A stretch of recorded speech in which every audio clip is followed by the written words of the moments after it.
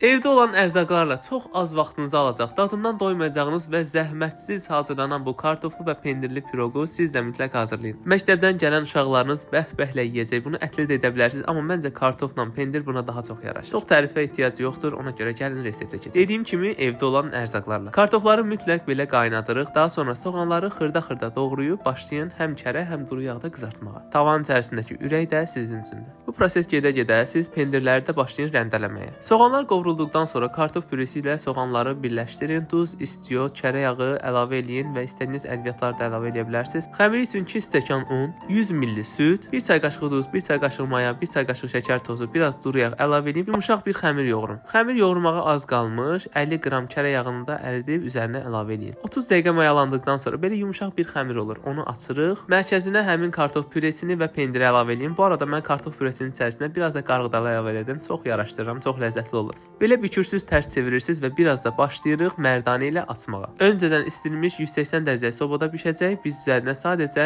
yumurta sarısı əlavə edəcəyik. Kənarlarını istədiyiniz kimi belə forma verə bilərsiniz. Üzərinə mən çörək otu da əlavə elədim. Belə də çox ləzzətli görünür. Bişdikdən sonra daha da super olacaq. Sobada olan zaman belə qabarması normaldır. Sobadan çıxdıqdan sonra o qabarıqlıq sönə bilər, amma bu sizə heç qorxutmasın. Nazik xəmir arasında axışqan pendirli, ləzzətli kartof püresi ilə çox ləzzətlidir. Bu piroq səhər yeməklərinə də çox gözəl yaraşır, çox asan hazırlanır. Odur ki, videonu bəyənib sevdiklərinizlə bölüşməyi unutmayın. Hələlik.